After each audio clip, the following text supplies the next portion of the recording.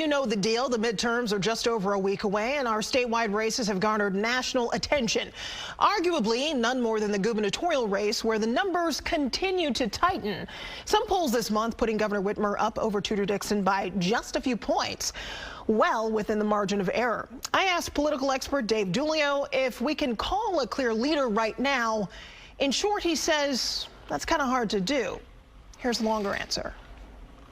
What they're trying to do is tell us who's going to win, right? And I think that that's hard. I mean, if you're asking me to say who's ahead or who's behind, I think Gretchen Whitmer's ahead by a small margin. And it's really, you know, if the election were held today, she'd probably win. But the election's not held today, and it's going to be determined, I think, by who is going to do the better job of turning out their supporters. We're seeing the tide turn in terms of what voters are caring about. CNN had a really interesting poll showing that the number one thing for Michiganders right now, 46% of people in Michigan believe that the economy, inflation are huge, more so than any of the social issues that the Democrats have been touting. That can't bode well for Governor Whitmer.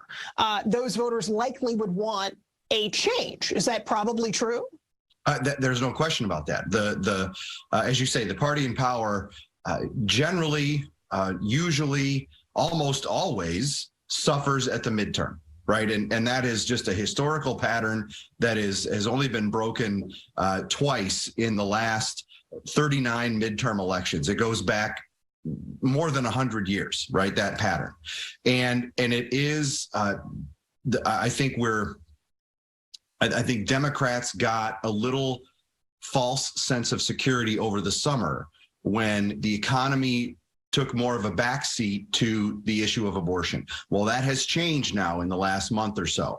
So the economic concerns, as you say, are starting to outweigh those social issues, and that's a recipe for success for Republicans. If you look at Prop 3, which, to let viewers know, that effort to enshrine a right to an abortion in Michigan, on its merits as a way to protect access to abortion, then you would think that the vote for Prop 3 would fall along pro-life, pro-choice voters in Michigan.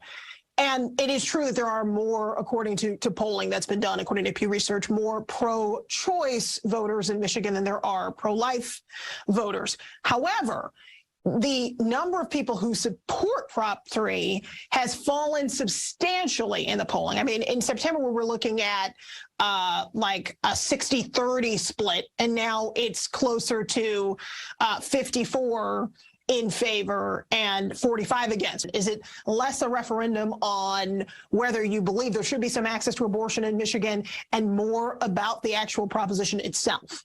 So I think that there's a couple things happening here, right? And it might be that the polls that have been done recently are picking up voter enthusiasm factors where, you know, maybe in the prior polls, and we'd have to dig into the specifics on this, but in the prior polls, maybe Democrats were more energized at that point in time versus now when Democrats may be less energized. And I think that there's reason to believe that that's the case, given the fact that President Obama was here over the weekend to do basically a get out the vote event with the Whitmer campaign. I also think that the groups that have been messaging against Prop 3 have done an effective job, right? They're not saying no to abortion. They're saying this amendment is too extreme and too confusing, right?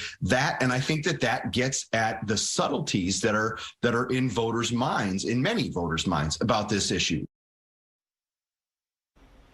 And as is often the case, voter turnout is always key. The election is November 8th. And as you know, we also have been following very important congressional races that could also help determine the balance of power in the House of Representatives. So watch this space closely.